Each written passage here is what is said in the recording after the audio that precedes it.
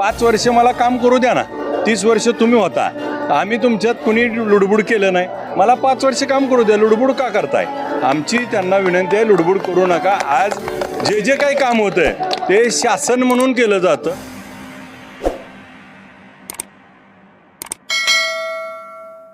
आमदार अभिजित आबा पाटील आपल्या सोबत आहेत. आबा, एकंदरीत काय सांगाल? हा तीर्थक्षेत्र आरण येथे भक्तिभावामध्ये हा उत्साहपूर्ण वातावरणामध्ये हा सोहळा संपन्न होत आहे. नेमक्या काय भावना आहेत आपल्याला? पंढरीचा पांडुरंग त्या राज्याचं देशाचं आराध्यदैवत आणि भक्तीमध्ये लीन होऊन सेवा करावी.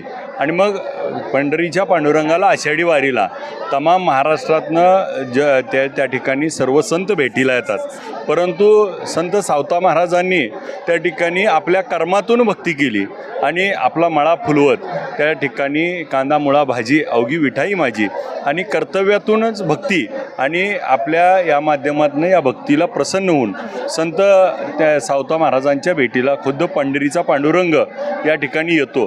206 वर्ष झाली या वर्षीची पालखी पंढरीच्या पांडुरंगाची संत सावता महाराजांना भेटीसाठी आली होती आणि खूप मोठ्या उत्साहामध्ये त्या ठिकाणी हा उत्सव पार पडतो. 731वी पुण्यतिथी सोहळा आहे आणि यामध्ये काल आपण बघितलं असेल 3 दिवस पालखी त्या ठिकाणी पायी पांडुरंगाची संत सावता महाराजांना भेटायला आली.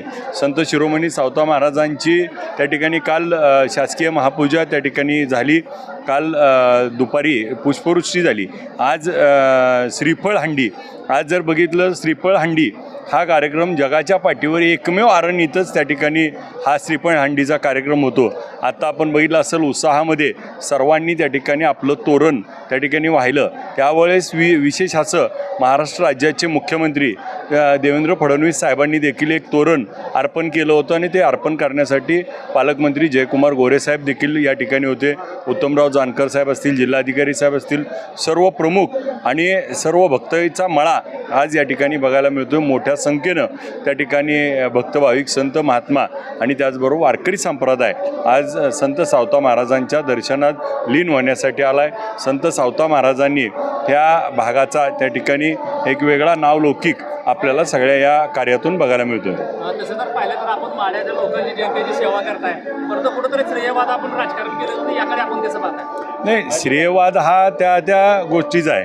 माझी आपल्या निमित्तानं हीच विनंती आहे की मायबाप जनतेनं माढा मतदारसंघाच्या मला निवडून दिले. 5 वर्ष मला काम करू द्या ना. 30 वर्ष तुम्ही होता, आम्ही तुमच्यात कुणी लुडबुड केलं नाही. मला 5 वर्ष काम करू द्या. लुडबुड का करताय?